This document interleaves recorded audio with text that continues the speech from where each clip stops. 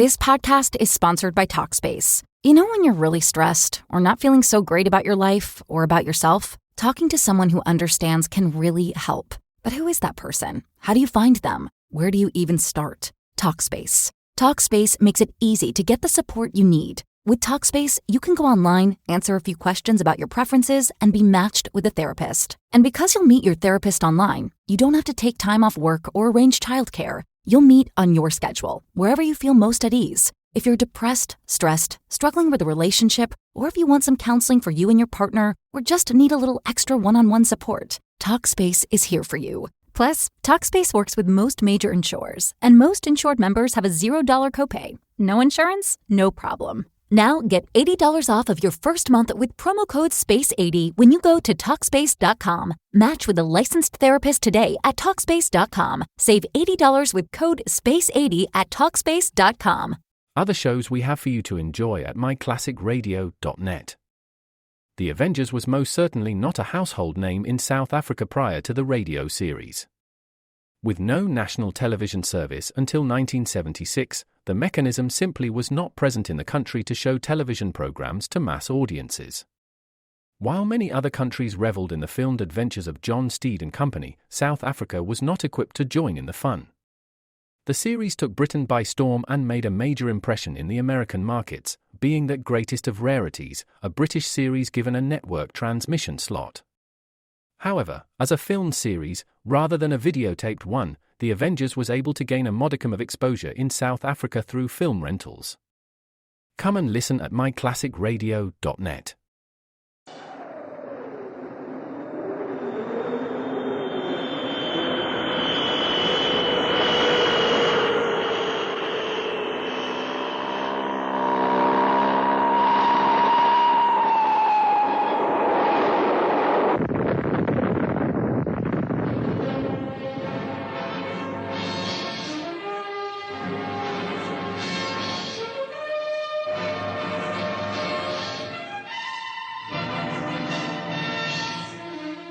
High Adventure.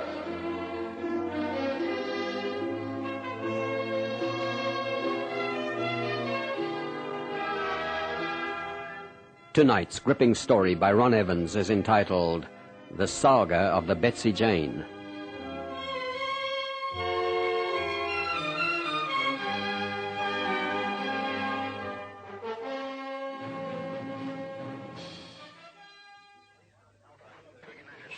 I'm reading you, Bessie Jane. Over. This is a Mayday.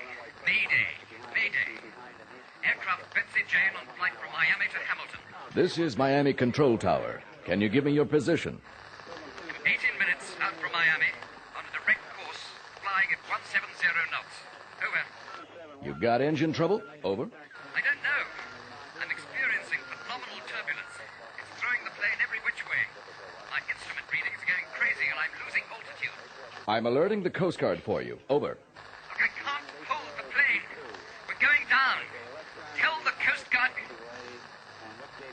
Hello? Hello, Bessie Jane. Do you read me? Come in, Bessie Jane. You got a Mayday, Jeff? Seems like he's crashed. It's that little four-seater that took off 20 minutes ago.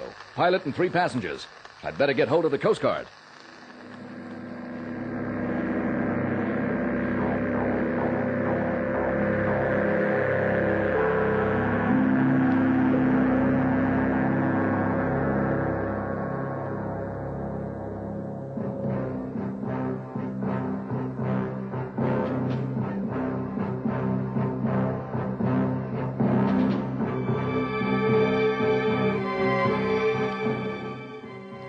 My name is Jeff Miles, and that Mayday distress call from Bessie Jane wasn't the first one I'd experienced, but it sure was the most unusual. It was a warm summer afternoon a few years ago when the small aircraft took off en route to Bermuda. Within minutes of receiving my call, the Coast Guard had sent out 2 helicopters and a cutter to search the area. In cases like these, sooner or later the fateful story can be told by either survivors or pieces of wreckage. But no trace of Bessie Jane was found during the 5-day search. The case was closed and attributed to freak weather conditions in the immediate area. To the supernatural lovers, the Bessie Jane was regarded as yet another victim of the Bermuda Triangle.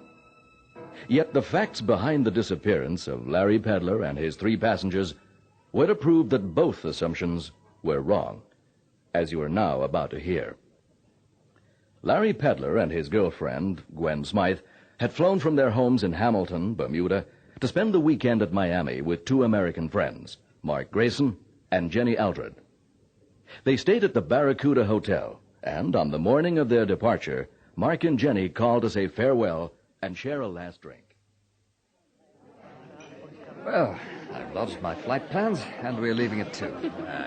I'm glad to see you're only drinking orange juice, Larry. After last night's session, that's about all I can handle anyway. On the drive over here, Jenny and I got to talking. What I mean is, how many can you carry in your plane? 4. Are you thinking of a trip to Bermuda? Oh, right. First time. Look, we'd like to, if it isn't any trouble, Larry. I think it's a great idea. You can both stay at my place. Oh, It'll great. be fantastic, Jenny. How long could you stay for? Well, a week at least. That is if it isn't too much trouble. You're welcome. It's no problem at all. Right. Well, all Jenny and I have to do is let folks know and pick up some baggage. Keep it light, huh? Jenny lives over the other side of town, so I'd better drive her over after this drink, huh? Well, I'll follow your car, and you can leave it at home instead of coming to the airport parking lot. Well, here's to a pleasant flight. I'll drink to that.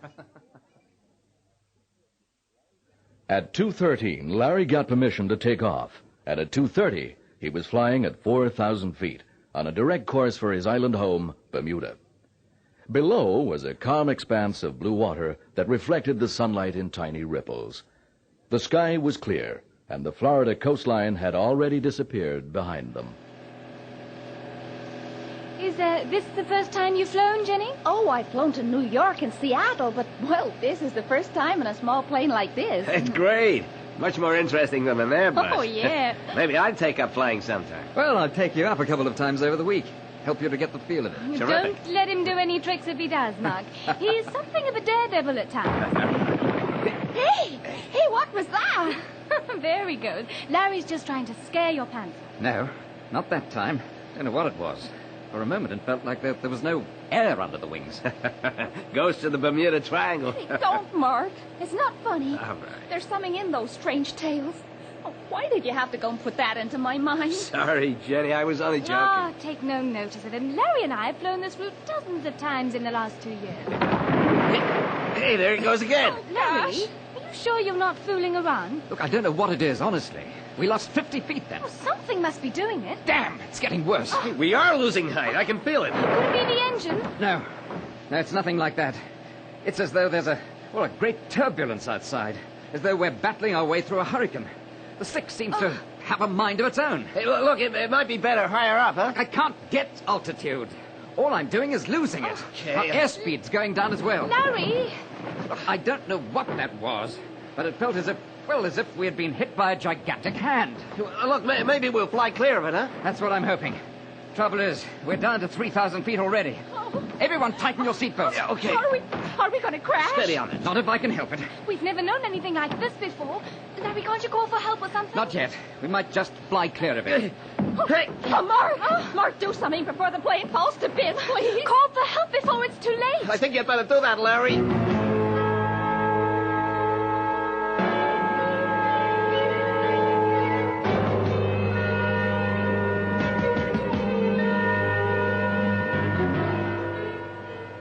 This is aircraft Bessie Jane. Do you read me? Mayday! Mayday! Mayday! They're not answering, Larry. Keep calm, Gwen. This is aircraft Bessie Jane. Do you read me? Mayday! Mayday! Mayday! I'm reading you, Bessie Jane. Yeah, they are. This is a Mayday! Mayday! Mayday! Aircraft Bessie Jane on flight from Miami to Hamilton. This is Miami Control Tower. Can you give me your position? I'm 18 minutes out of Miami on a direct course, flying at 170 knots. Over. Have you got engine trouble? Look, I don't know, but I'm experiencing phenomenal turbulence.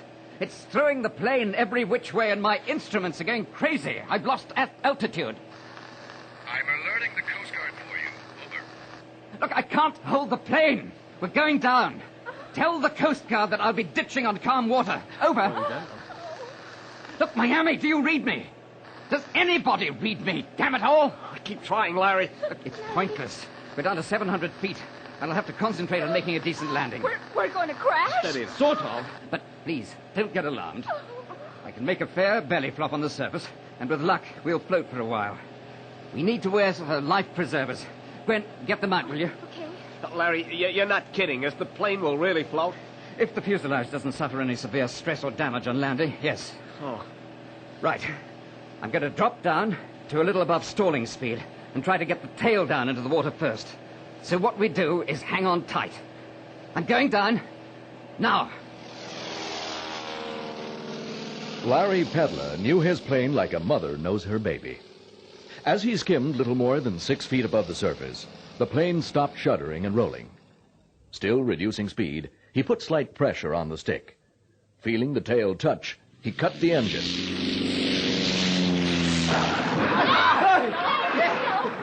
All right, we made it. The plane bounced several times on the surface and turned as one of the wings dipped. And then all was still, and the Bessie Jane floated easily on the calm surface. Larry Pedler had made a perfect landing. Well, we're all in one piece. Are you Right. all right, Jenny? Oh, just a bit shaken up. Are we going to be all right? I don't think there's anything to worry about. Don't move about. All we have to do now is wait for the Coast Guard to pick us up. If that man of Miami keeps his promise. Sure, he'll keep his promise, Jenny. It's his job. A Mayday call has priority over all else. Yeah, I heard that. The Coast Guard will be on their way out already. A few more minutes, and they'll be here. How will we get out? The water's just above the level of the doors. Oh, we can smash the glass and get out onto the wing. No problem. You know, if I'd known about this, I'd have brought my fishing tackle. Great spot for game fish, you know. Yeah, sharks as well. Oh, sure. As far as I'm concerned, that's just another game fish. Say, Larry, see if your radio's working now, will you? Maybe you can pick up Miami again. Damn it. No joy. It's deader than a canned herring. Oh, no. Anyway, I think it's better for us to keep occupied by looking out of the windows for our rescuers. First to spot them gets a bottle of the best champagne. Hey, you're on, so long as the winner shares out between us. Something's wrong, Larry. Something terribly, terribly wrong. They must have spotted us by now. They must be blind. The men in that plane that flew over must have seen us. Well, we're not very big, but you're right. They should have spotted us. Well, perhaps they're reporting our position to the Coast Guard cutter. Yeah. Damn it, I wish the radio was working. Oh, it's nearly 2 hours now. Look, there's nothing to get alarmed about yet, Gwen. The plane hasn't taken any water yet. You never know. She could float for a week or more. Oh, who's going to wait that long to see? I know it's unthinkable. Anyway, it's better being able to sit here than having to float around in a life preserver. Well, Larry's right. Who wants sharks snapping at the Oh, legs? shut up, Mark. You're making me nervous. Yes, come on. Let's keep looking on the brighter side, eh? Larry, I saw something. Well, what is it? Over there, look. It must be a ship. Yeah, I see it. It's the upper part of a Coast Guard cutter. Oh, Larry was right. The plane must have reported our position. Can't quite make out which way she's going. Too low down on the horizon. How far off would you say?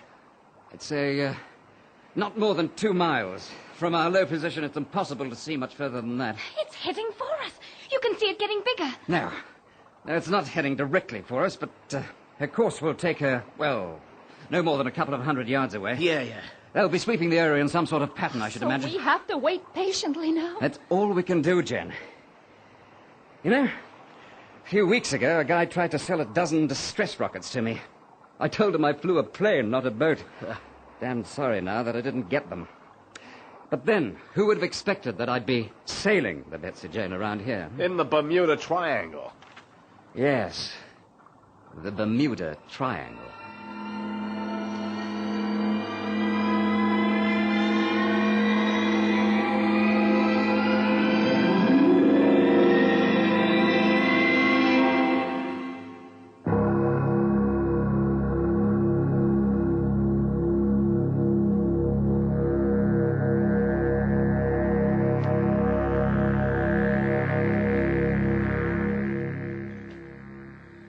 Gee.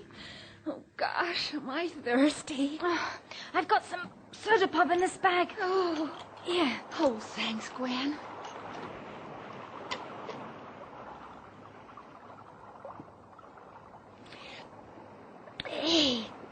Oh, that's better.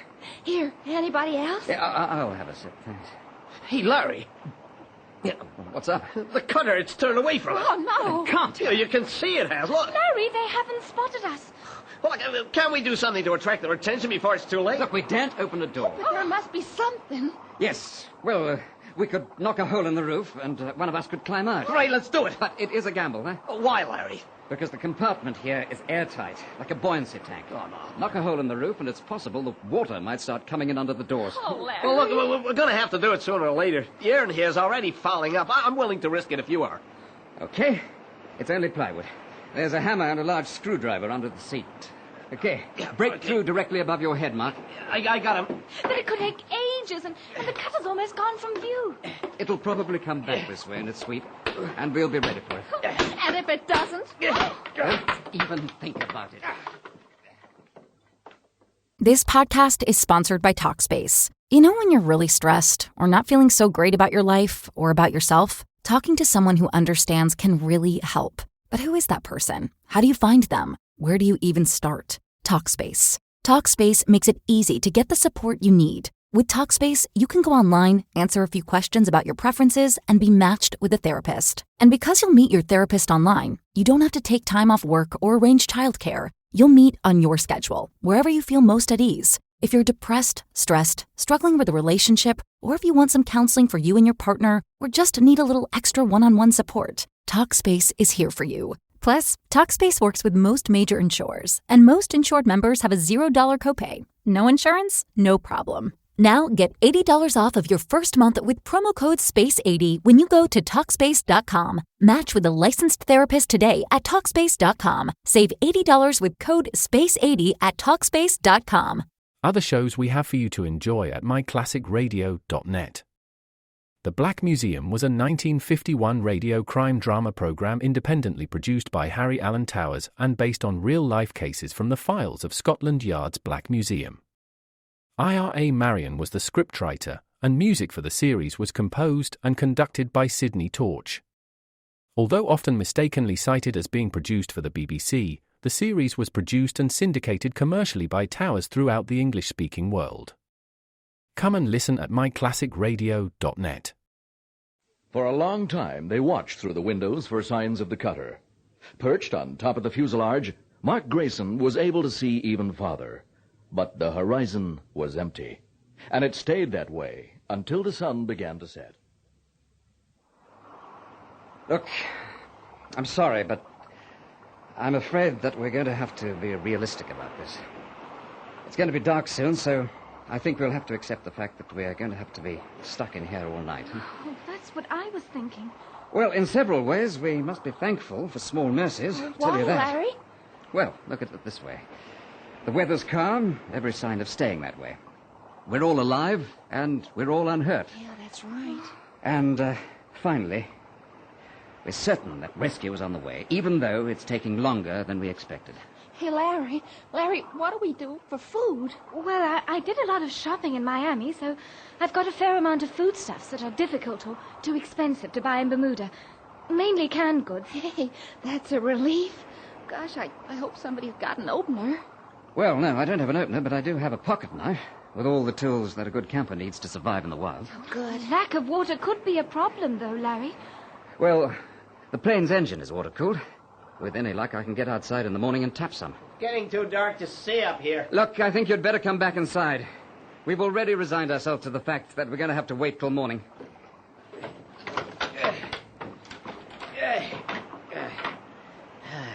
Larry, you know, I can't figure out why they didn't spot us. As I said before, we're very low in the water. Now, don't worry. They'll start searching again for us at first light. The night passed, and so did the following day. During the daylight hours, they spotted 2 planes and a passing merchant ship.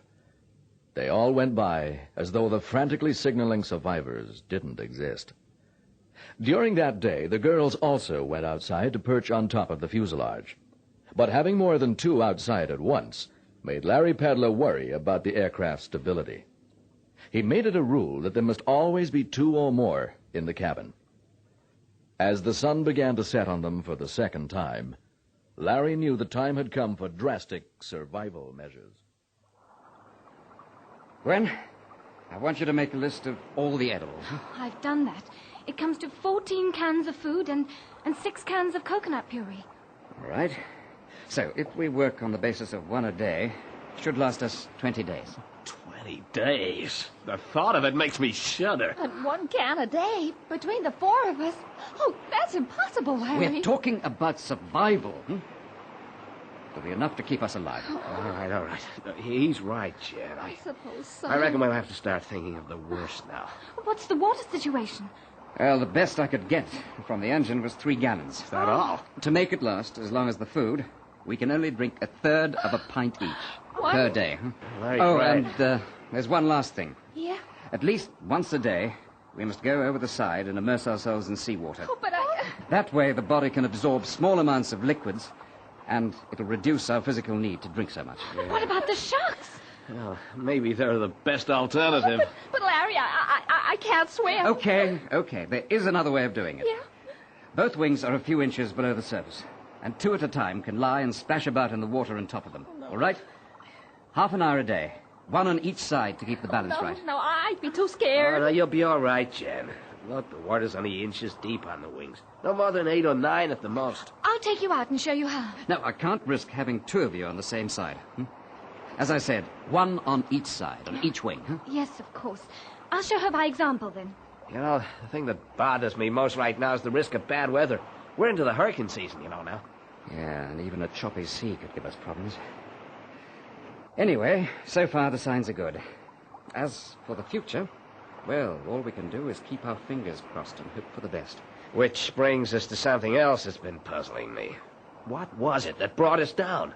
There was no wind, or the sea would have been choppy. Freak air conditions. Mark, this area is renowned for them. They're most likely responsible for the stories we've all heard about the Bermuda Triangle. I'd say it was, well, rather like a miniature whirlwind that held us in its grip, almost down to sea level. Almost down to sea level. So you could have pulled out of it just before we hit water? No, I tried. There was no way I could push up against it. Ditching was our only hope. The search for the Bessie Jane continued for 6 days before all hope was abandoned. The survivors saw planes pass over several times, but by some freak chance, they were unseen. Larry Pedler was, fortunately, of strong character, and his domination was the one factor that offered a hope of survival. He jealously guarded the pitifully few provisions and personally rationed them out. The first week was bad, but by the end of the second week, their physical condition began to show obvious signs of severe deterioration. All began to suffer from abscesses, and Jenny began to refuse the tiny amounts of food which were offered her. She was visibly shriveling before her companion's eyes. Mark tried to force-feed her, but the little she did take came back up minutes later. She was too weak to go outside, and Gwen washed down her body twice daily with seawater. And then Gwen began to get similar symptoms, and by the 18th day, it seemed as though both girls would surely die. To complicate matters more, the cabin began to leak. Not much, but enough to compel Mark and Larry to bail out every 6 hours. One thing remained in their favor. The weather continued fine. It was on this 18th day that fate and irony took a hand. Larry, I can't bear to see Jenny like this. Just fading away. She sleeps most of the time, but when she's awake, she doesn't recognize me anymore. Yeah, Gwen's getting the same way. Damn it, Larry. Can we increase our rations? What rations? We're almost down to 0 as it is. I'm sorry. Honestly, Mark, if I thought it would do any good, I'd... What is it? What's wrong? Over there. Build-up of clouds. You know what that means? Oh, yeah. Hurricane. That's why it's been so hot and still today. And if it hits us, there's no use kidding. No way we could survive. I want some music, please. Oh, can I have some music? All right, Jenny, all right. At least I can do that for you. There we go. Hey, Don't switch that tape recorder on, Mark. Well, no, Jenny wants some I music. said, hold it! You want to get out of this alive now, don't you? Why? Seeing the tape has given me an idea. Gwen, where's our tape recorder? In the overnight bag. Down at the bottom. Larry, what do you got in mind? Look, how are the batteries? Well, they're new. So are ours. We can generate 12 volts with them. Enough to work the radio for a short period. Hey, you think... Don't you see? We can give another Mayday call. Heaven knows how far we've drifted, but somebody out there should hear us. You mean that all this time we had the means of making the radio work? Maybe. I don't know for sure yet, but sure as hell I'm going to try. Look, now, first of all, I need some wire to link the 8 batteries. Right. I see what I can do. No. Leave them in their battery compartment. I know just how to do it.